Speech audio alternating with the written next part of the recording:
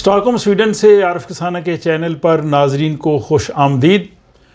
آپ کی ملاقات آج ایک ایسے مہمان سے کرواؤں گا کہ جن سے بہت ہی دلچسپ گفتگو ہوگی. وہ 56 سال پہلے 56 ایئرز پہلے 1971 کو سویڈن آئے تھے اور وہ پاکستان کے شہر گجرات سے بائی روڈ تقریباً 10,000 کلومیٹر کا سفر طے کر کے یہاں پہنچے. آج کی گفتگو میں ہم ان سے پوچھیں گے کہ اتنے لمبے سفر میں انہیں راستے میں کیا کیا مشکلات پیش آئیں، کس طرح سے وہ آئے اور پھر وہ سویڈن ہی کیوں آئے، اور پھر سویڈن آنے کے بعد ان 56 ایئرز میں انہوں نے کیسے جدوجہد کی، یہاں کس طرح سے وہ سیٹل ہوئے اور اس دور کا سویڈن جو ہے وہ کیسا تھا 1971 کا، اور آج 2026 کا سویڈن کیسا ہے.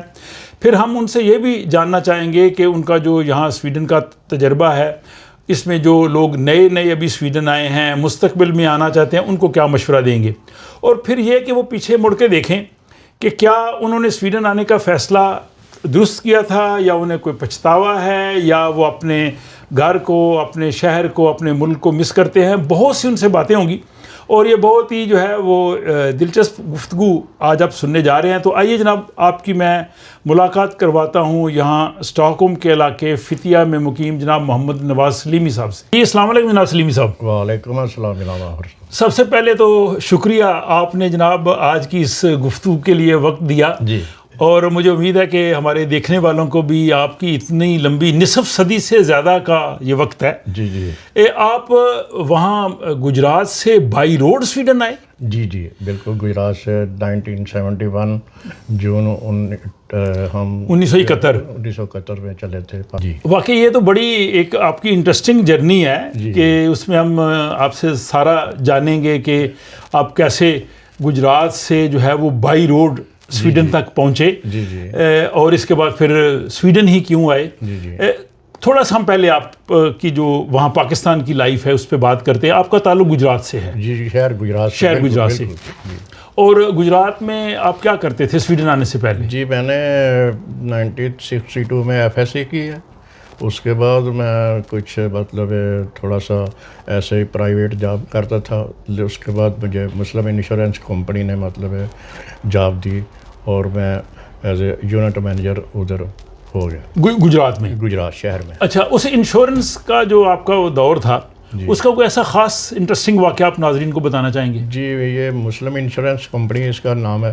اس کا خاص ایک واقعہ، میرا ایک ایجنٹ تھا گجرات، مطلب یہ کوٹلہ کرالی سے آگے تھوڑا سا مطلب آگے لادیا ایک گاؤں آتا ہے جی. ادھر کے مطلب وہ اس علاقے کا تھا. تو اس نے اپنا نشان حیدر عزیز بٹی شاہ صاحب شہید صاحب جو ہیں ان کی انشورنس کی تھی، لائف انشورنس کی. جی لائف انشورنس کی ان کے. تو اس کے بعد 4 مہینے بعد جو 65 کی جنگ تھی اس میں وہ شہید ہو گئے. جی. تو پھر ہمیں جب سارا پتہ چلا تو ہماری مطلب جو میں نے میرے انڈر تھا ایجنٹ، تو میں نے بھی پتہ چلا کہ بھائی یہ تو شہید ہو گئے ہیں تو کیس ان کو تو جو انشورنس ہم نے کی ہے ان کو اس کا معاوضہ دینا چاہیے ہر چیز.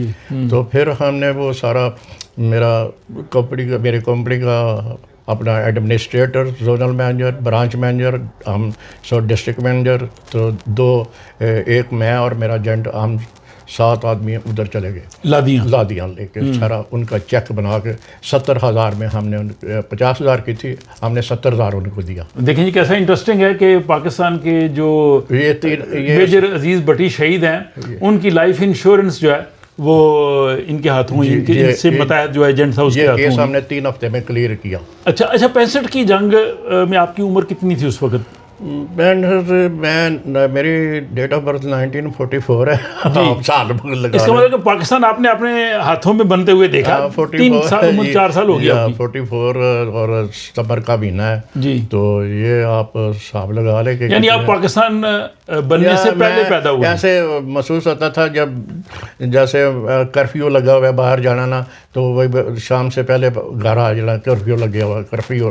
71 کی جنگ سے پہلے آپ آ گئے. ہاں جی. اچھا جس دور میں آپ آئے، آپ کہتے ہیں جی کہ میں 1971 جون کو اسٹاک ہوم پہنچا. جی. اس دور میں تو بہت زیادہ لوگوں کا رجحان نہیں تھا یورپ آنے کا، اور اسپیشلی سویڈن کو تو میرے خیال وہاں کچھ جانتا نہیں تھا. آپ کو کیا خیال آیا کہ آپ جناب بائی روڈ نکلے اور سویڈن پہنچ آئے؟ بس اس کا بھی ایک بڑا دلچسپ واقعہ ہے کہ میں 8ویں جماعت میں پڑھتا تھا تو ہمارا ایک جغرافیہ کا ٹیچر تھا، وہ جغرافیہ کی کتاب پڑھا رہا تھا، تو اس کا وہ جب یہ تھوڑا سا بیرونی مطلب ملکوں کا ذکر آیا تو انہوں نے کہا کہ سب سے جو ایک شمالی ٹنڈرا کا خطہ ہے، یہ ایک ادھر ایک ملک ہے سویڈن، اچھا، اس کا جو وہ فولاد تیار کرتے ہیں لوہا، وہ سونے کے برابر ہوتا ہے۔ اچھا، آپ مطلب یہ اپنا اندازہ لگا لیں کہ میں 8ویں جماعت میں اس میں تھا تو میری زیادہ سے زیادہ 14 یا 15 سال کی عمر ہوگی۔ تو سویڈن کا نام آپ نے پہلی بار وہ سنا؟ پہلا سنا، تو پھر یہ سب سے بات یہ ہے کہ وہ کون سا ملک ہے جو لوہا جو ان کا سونے کے برابر ہے، کہ میں چاہتا تھا ہم پاکستان لے کے آئے۔ اچھا، تو آپ سونا لینے ادھر آئے تھے؟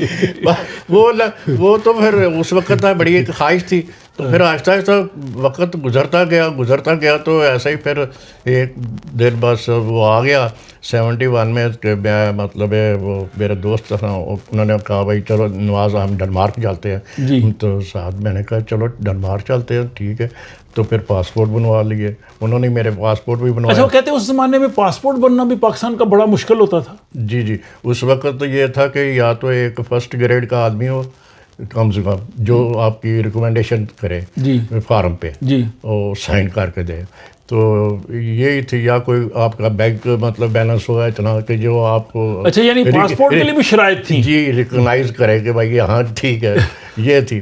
اس سے پہلے یہاں سویڈن میں کوئی بندہ تھا جس کے پاس آپ نے آنا تھا؟ جی تھوڑا سا یہ ہے کہ میرا چھوٹا بھائی تھا، وہ پہلے تیاری کر چکا تھا کہ ادھر میں نے جانا ہے باہر، تو وہ میری والدہ کو ہر وقت کہتا تھا کہ امی میں نے جانا ہے مطلب باہر پہلے، تو مجھے میری امی جان نے کہا کہ بھائی کہ آپ اس کو ذرا بھیج دیں پہلے، میں نے کہا چلو ٹھیک ہے، میرے دوست ناراض ہو گئے کہ بھائی آپ اس کو ساتھ، ہم تو آپ کے ساتھ جانا چاہتے تھے، میں نے کہا چلو اس کو لے جاؤ، وہ 6 مہینے میرے سے پہلے آیا، تو اس کے بعد ایک دوسرا میرے دوست وہ کہنے لگے ہم بھی جا رہے ہیں، تو پھر میں نے بھائی کو بھی کہا تھا کہ بھائی آپ اب ادھر سے نہیں جانا کیونکہ میں آ رہا ہوں۔ تو پھر آپ کتنے دوست تھے جو آپ گجرات سے سویڈن اور ڈنمارک جانے کے لیے تیار ہوئے؟ یہ 5 لوگ تھے۔ جی۔ تو آپ کیسے چلے، ذرا تھوڑا بتائیے بس وہ سفر۔ پہلے تو ہم سوچ رہے تھے کہ شاید بائی ایئر ہی جائے یا بائی روڈ، بائی مطلب سمندر کے کشتی، پھر فیصلہ ہوا کہ نہیں بائی روڈ چلتے ہیں۔ اچھا،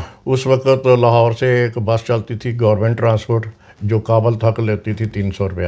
یعنی گورنمنٹ ٹرانسپورٹ لاہور سے کابل لے جاتی تھی؟ جی کابل تک جاتی یعنی تھی افغانستان۔ کتنا اس خطے کے اس وقت حالات تھے کہ لوگ خطرے کے بغیر سفر کرتے تھے؟ جی بالکل کوئی ایسا مسئلہ نہیں تھا۔ اچھا، تو آپ لاہور سے چلے اور پہنچ گئے آپ کابل؟ جی پہلے ایسی پشاور میں ٹھہرے، اچھا، ادھر ایک دن ٹھہرے کہ ذرا مطلب اسٹے کر لے، تو مطلب تھوڑا سا یہ کہ بھائی ڈالر وغیرہ جو مطلب ادھر پتہ چل جائے کہ کیسے لے کے جا سکتا ہے کوئی تو اپنے ساتھ جیب میں یا نہیں، جی، تو وہ پتہ چل گیا۔ پھر ہم نے بس صبح آگے بس میں بیٹھے تو ادھر پھر بارڈر پہ آ کے ترہم پہ وہ چیک کرتے تھے پاسپورٹ وغیرہ؟ پاسپورٹ چیک کرتے تھے۔ ویزا کی ضرورت نہیں تھی؟ نہیں ویزا لگا ہوا تھا نا افغانستان، وہ تو 34 میرا خیال ہے 25 ملک تھا جس کا ویزا ہمارے پاس اچھا، ویزا آپ نے لگوائے ہوئے تھے ویزے؟ جی یہ افغانستان، کابل، یہ سب ایران، ترکی، یہ سب ویزے لگے، صرف اسرائیل کا ویزا نہیں ہوتا تھا۔ تو باقی یعنی 25-30 ویزے آپ کے پاسپورٹ پہ لگے تھے؟ ڈنمارک سویڈن کا بھی نہیں تھا، ایک وہ بھی وقت تھا ڈنمارک سویڈن کا بھی نہیں تھا، ان کا نہیں تھا؟ نہیں یعنی انٹری تھی؟ ہاں بالکل جی۔ اچھا، تو پھر آپ پشاور سے آگے کابل؟ جی اور کابل کچھ دن رہے؟ پھر ہم نے 3 دن جی ہم نے کابل سٹے کیا۔ اس دوران ہمارے پاس ڈالر تھے، کوئی تو روپے تھے پاکستانی، کچھ تو ہم نے پشاور میں چینج کیے، پھر آ کے جو آپ نے وہ افغانستان کابل میں آئے تو کابل میں کیے۔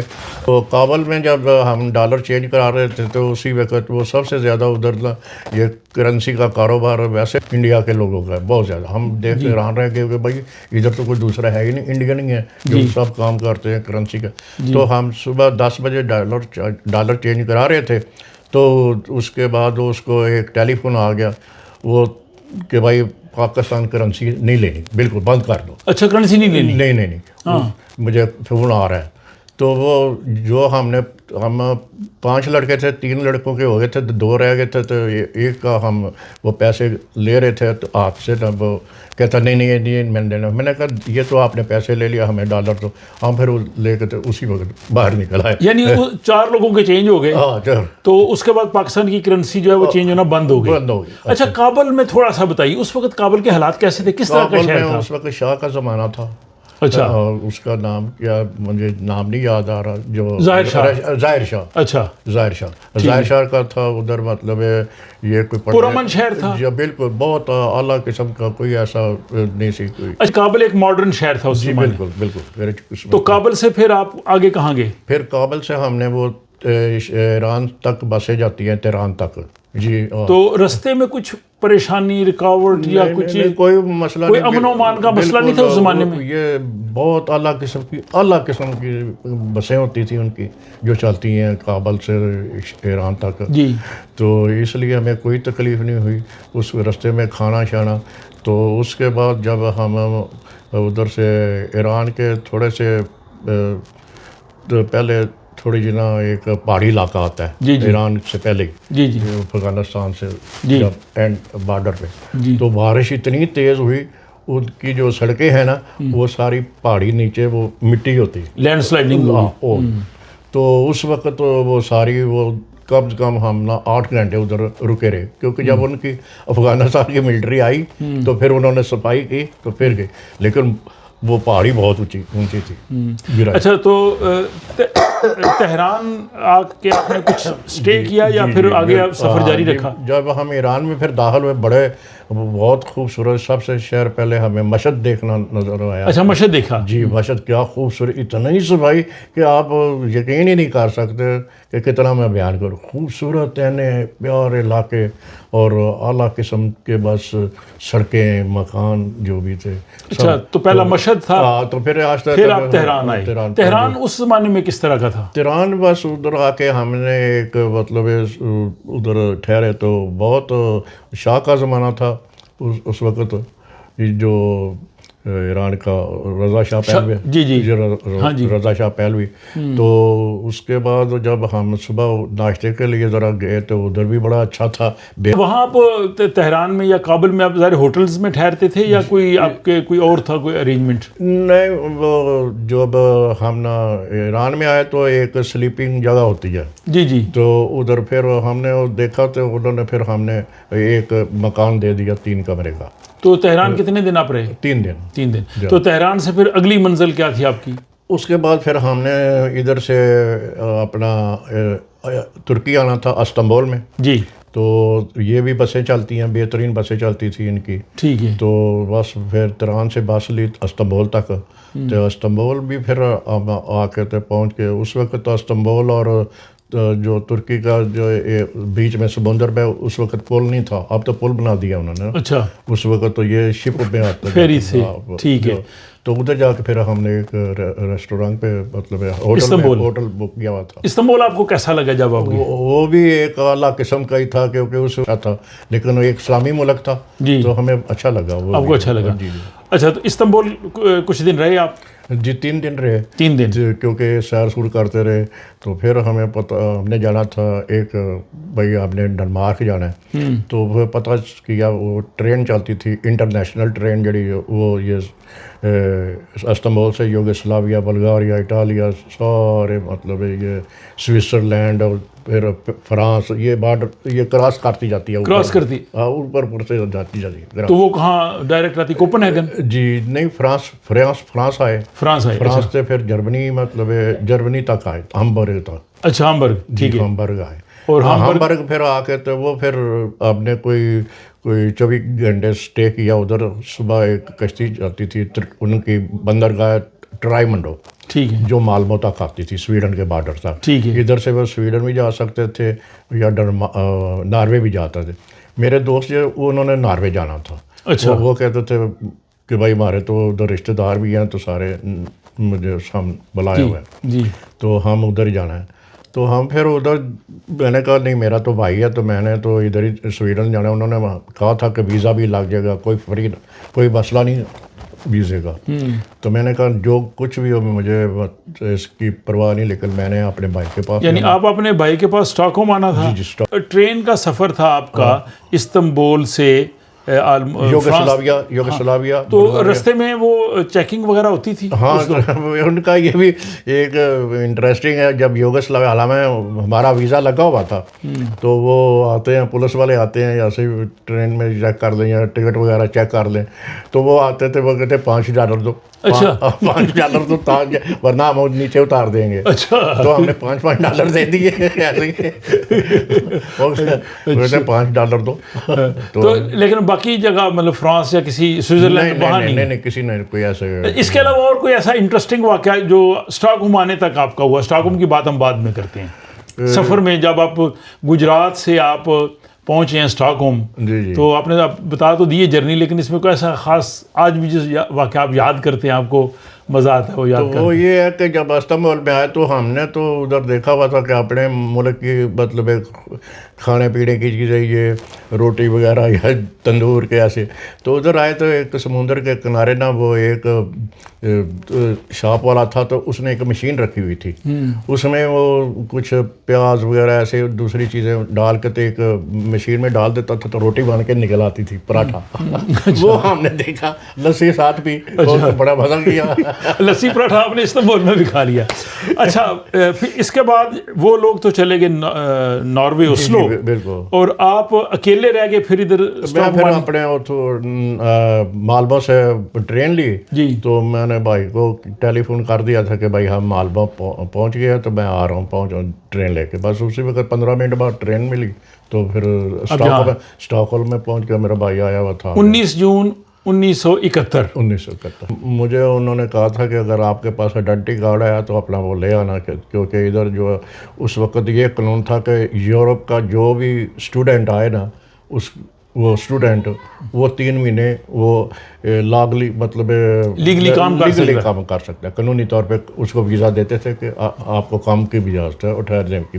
اس کے بعد پھر اپنا جو اگر آپ کا وہ دیکھتے ہیں کہ کیا اس کا مطلب اسٹینڈرڈ ہے ایجوکیشن میں, یہ وہ.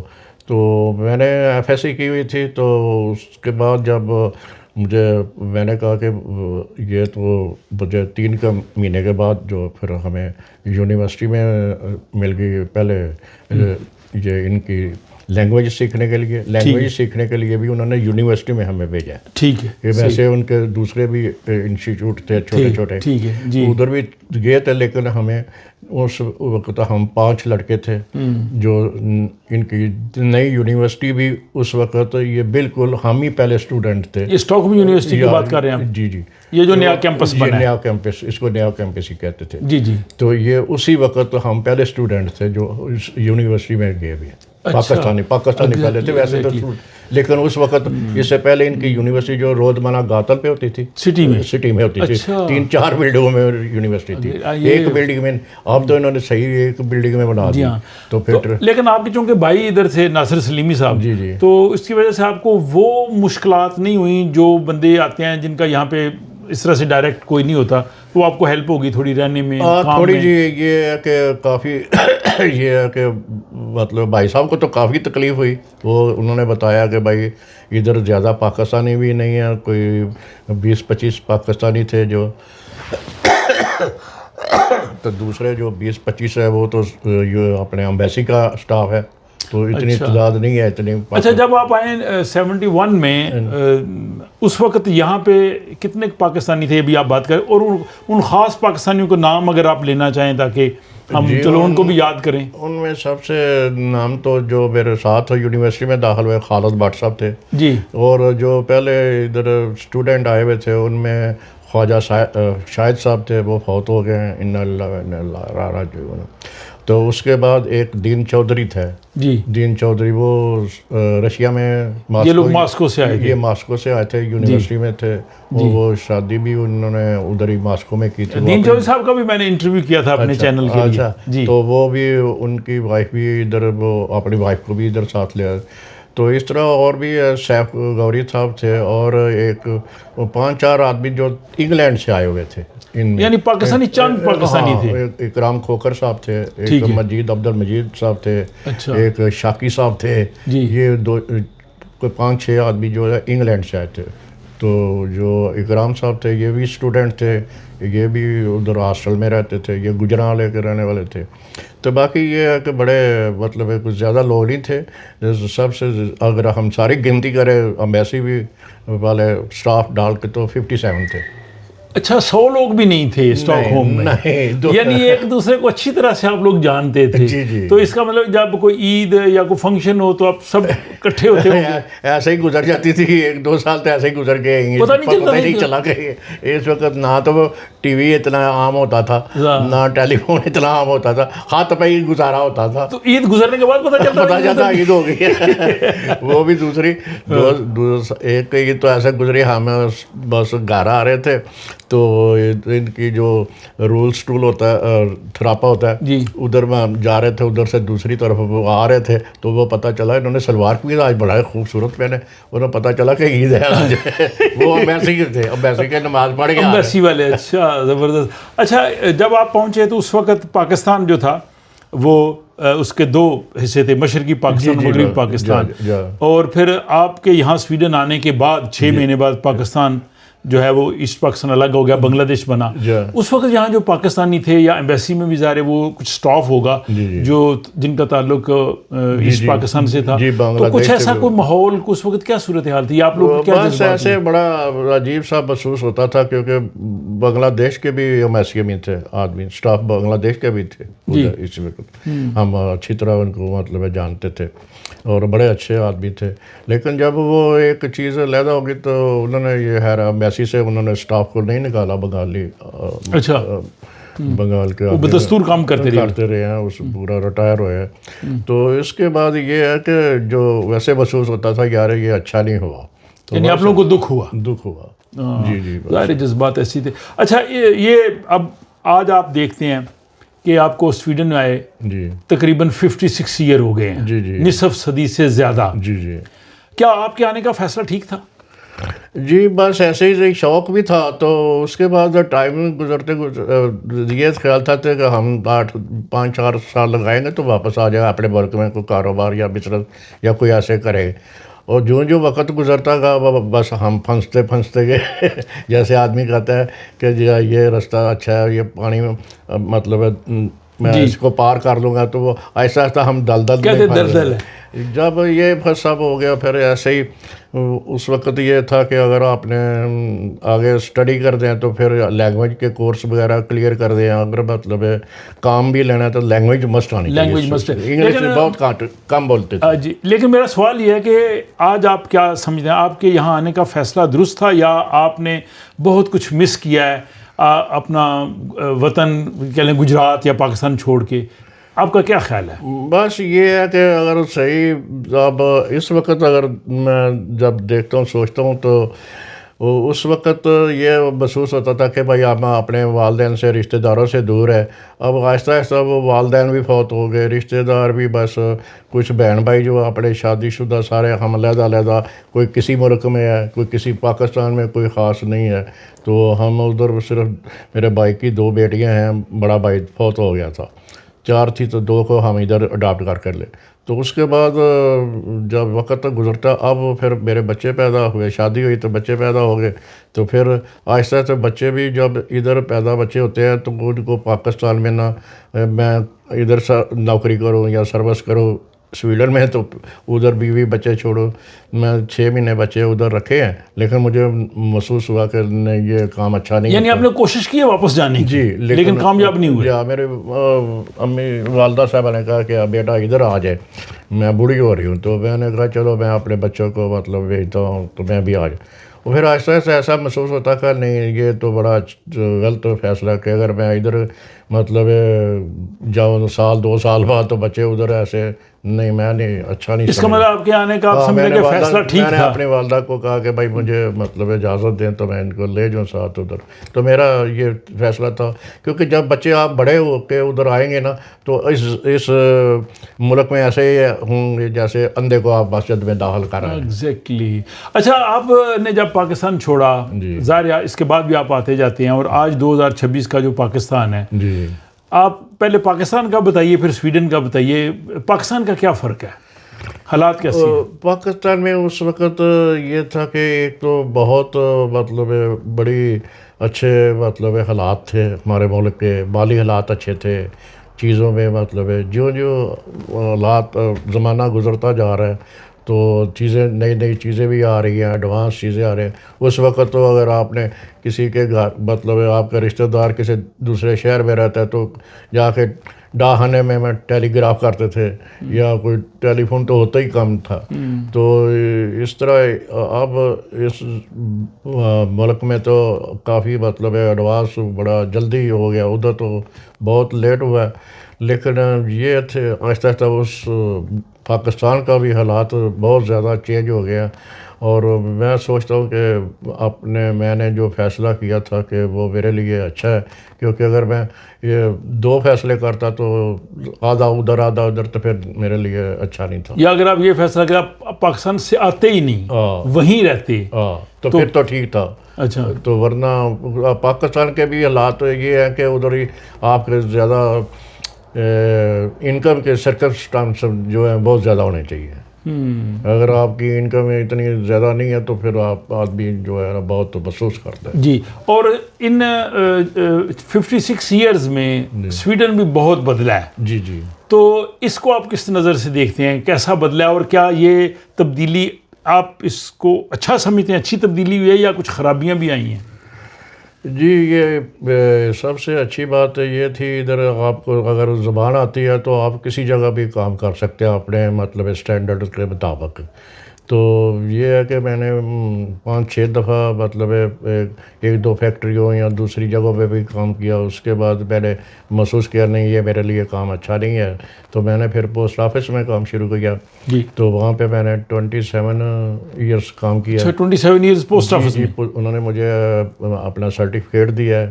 ادھر اس زمانے میں ہمارے جو ہوتی تھی یونین ہوتی تھی، یہ کام کرتے ہیں جو فیکٹریوں میں یا اسکولوں میں یا کسی محکمے میں یونین بہت اچھی تھی، بہت مدد کرتی تھی.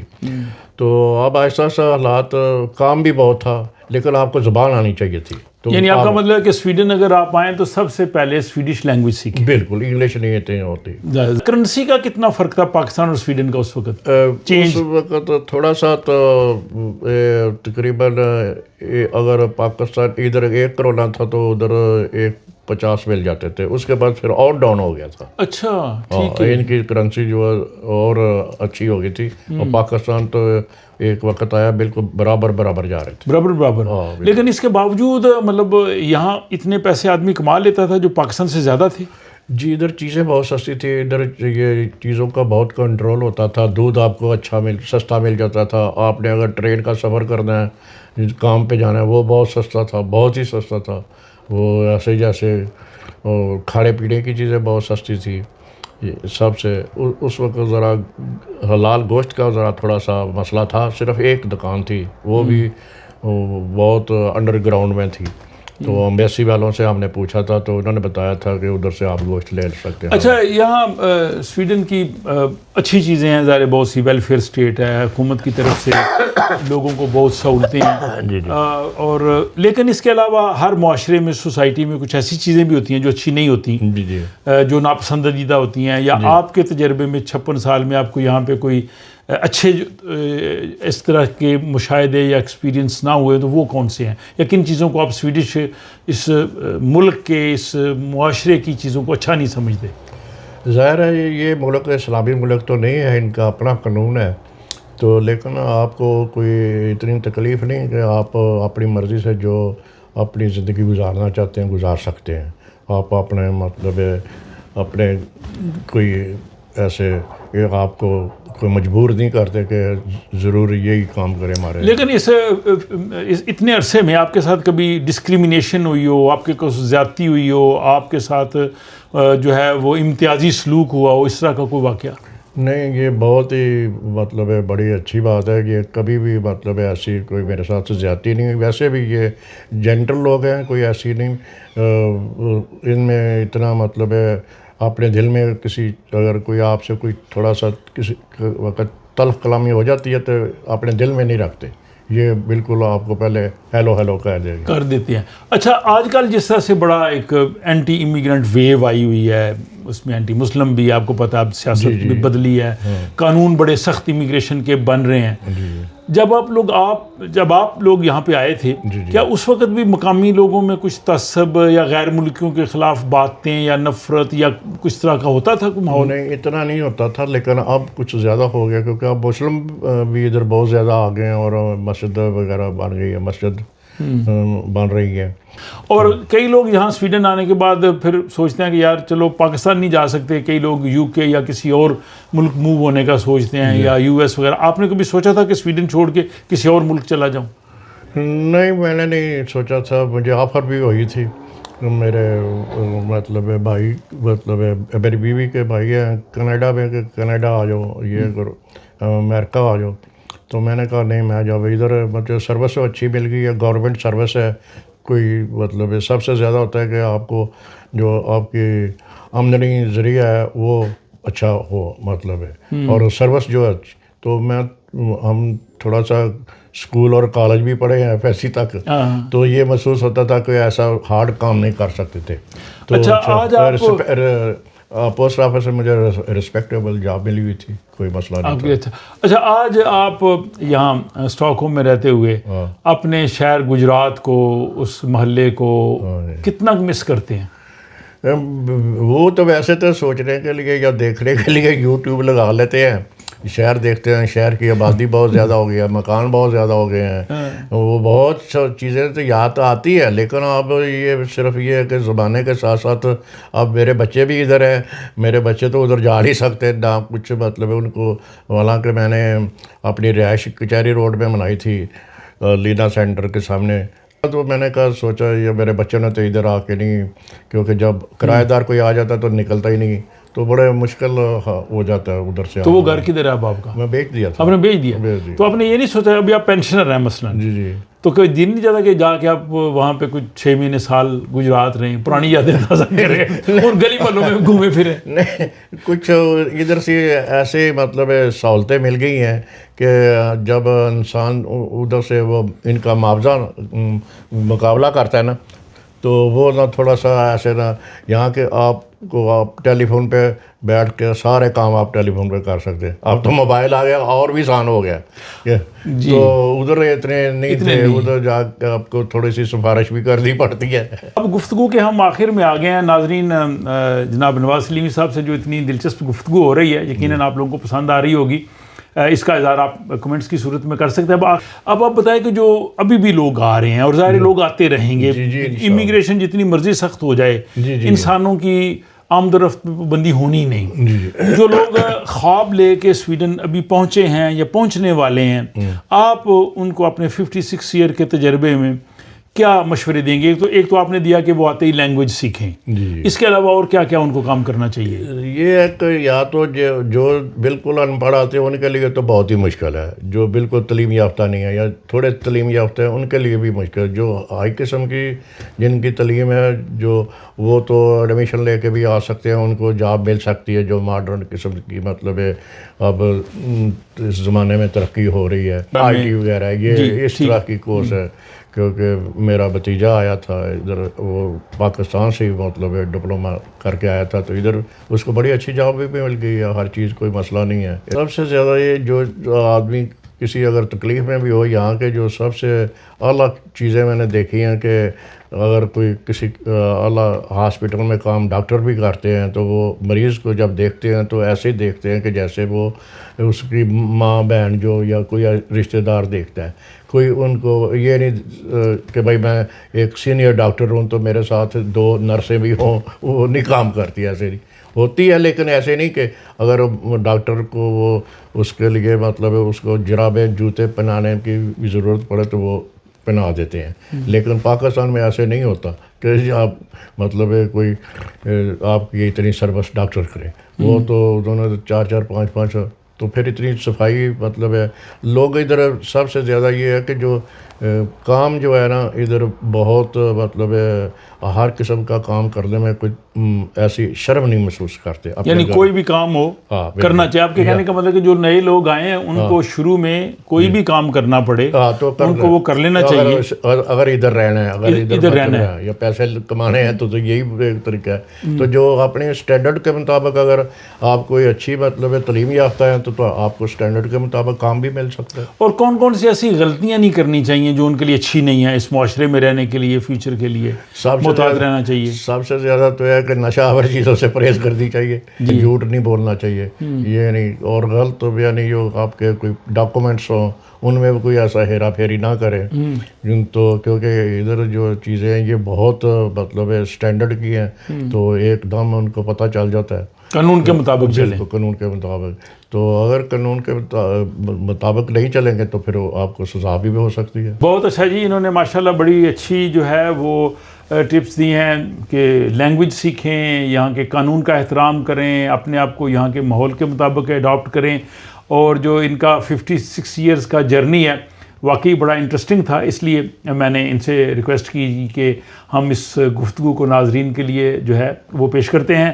تو اب آپ بتائیے گا کہ آپ کو جناب نواز سلیمی صاحب سے جو ہماری گفتگو ہے وہ کیسی لگی. اگر آپ کو یہ چینل اچھا لگ رہا ہے تو آپ اس کو سبسکرائب کر سکتے ہیں, اس انٹرویو کو اپنے دوست احباب کے ساتھ شیئر کر سکتے ہیں, کیونکہ یہ محض ان کے ساتھ ایک گفتگو نہیں ہے بلکہ یہ پوری جو ایک 56 سال کی ایک نصف صدی کی جو ہے ایک داستان ہے.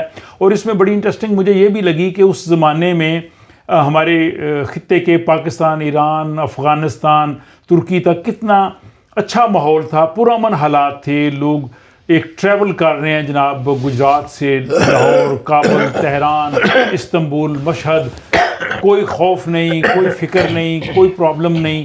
تو لوگ تو آگے کی طرف جاتے ہیں, لیکن میں چاہتا ہوں کہ ہمیں اگر 50 سال پہلے والا وہ ماحول حالات مل جائیں تو وہ بھی بہت زبردست ہیں. تو بہرحال انٹرویو کے حوالے سے اپنی رائے کا ضرور اظہار کیجیے. جناب سلیمی صاحب آپ کا بہت شکریہ. ایک بات رہ گئی ہے, اگر کر دیں وہ بھی ایڈ. جب آئے محسوس کرتے تھے کہ ہم ادھر وہ پاکستانی 56 سے میں نے بتایا پہلے آپ سارے پاکستان, اب میری اپنی فیملی جو ہے 56 ہو گئی ہے. تو ہم سارے 3 بھائی ہیں ادھر, تو ان کی فیملی بھی بچوں کے بھی بچے ہو رہے ہیں جو, تو اس لیے ہم 56 تو آپ خود ہی اپنے ہو گئے گھر والے. یہ بڑی انٹرسٹنگ بات انہوں نے آخر میں کی ہے کہ 56 سال پہلے 56 ایئرز پہلے جب آئے تھے تو پاکستانیوں کی تعداد تقریباً 56 تھی, لیکن 56 سال بعد اب ان کی اپنی فیملی کے لوگ جو ہے وہ 56 کراس کر گئے. واقعی انٹرسٹنگ بات آپ نے کی. یہ تو آپ نے بھی دیکھا نا. جی ایگزیکٹلی دیکھا میں تو جا رہے ہیں. جی ایگزیکٹلی. تو بہت شکریہ جناب نواز سلیمی صاحب آج کے اس وقت کا. اور سب کو سلام دے دینا. جی سب کو جناب سلیم صاحب سلام کہہ رہے ہیں. اور ناظرین جیسے پہلے میں نے گزارش کی ہے اپنی رائے کمنٹ باکس میں ضرور جو ہے وہ لکھیے گا. اگر آپ کو یہ پسند آئے تو آپ اس کو لائک کر سکتے ہیں, اس سے ہمیں پتہ چلے گا کہ آپ جو ہے وہ اس انٹرویو کو کس دلچسپی سے آپ نے دیکھا ہے. اپنا خیال رکھیے گا, اور اسی طرح انشاءاللہ کسی اور شخصیت سے میں بہت جلد آپ کی ملاقات کرواؤں گا. خدا آپ کو شاد و آباد رکھے, دعاؤں میں یاد رکھیے گا.